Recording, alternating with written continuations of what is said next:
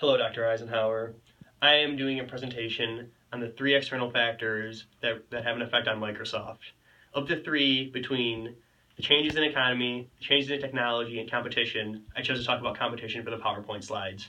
I chose to talk about competition because competition, in my opinion, is singularly the most important aspect in business, and Microsoft has two very, very good competitors that I will be highlighting throughout this.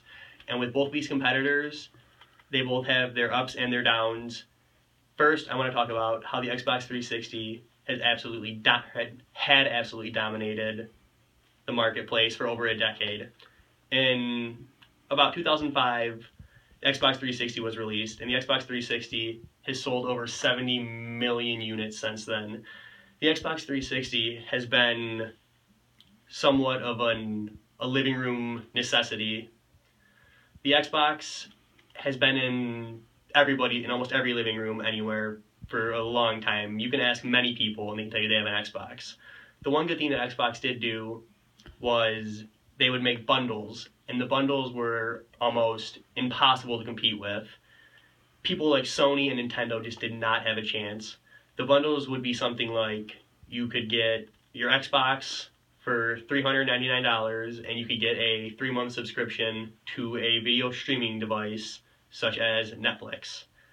And even though Netflix was a rival company, they turned a rival company into their ally to make even more money for them and to help a smaller company like Netflix.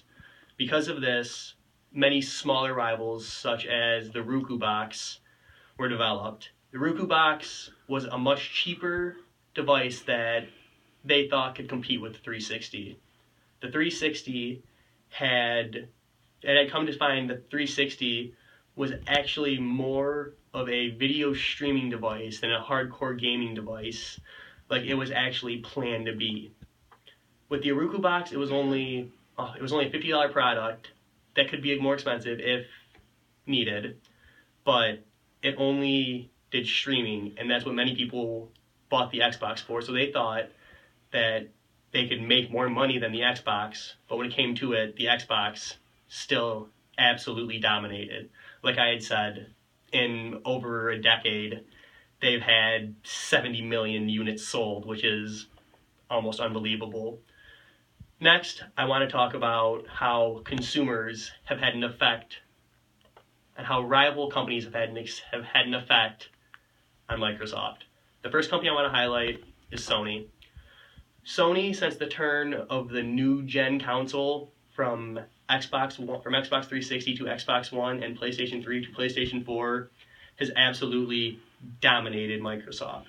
Microsoft took the same approach that Sony took a long time ago with the release of the PlayStation 3, and they gave features and devices such as the Kinect and all these streaming things that just nobody needed, and people didn't care to look into it more, so they lost sales.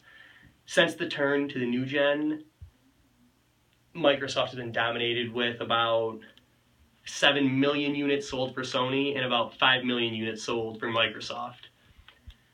Also, another company I would like to speak about is Apple. Apple, we all know, we all love, we all use, but Microsoft, they can't compete because they're not what some would say is the cool, hip company and brand. People don't care for them because they don't have the wow factor that Apple does. So in 2012, Microsoft devised a plan to come up with Windows 8 and the Surface Touch Pro.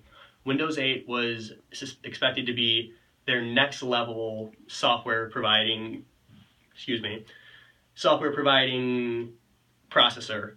And then they came out with the Surface tablet, which was meant to complement Windows 8 because Windows 8 had a very futuristic feel and a drive to be more touch-based to make tablet using more easy.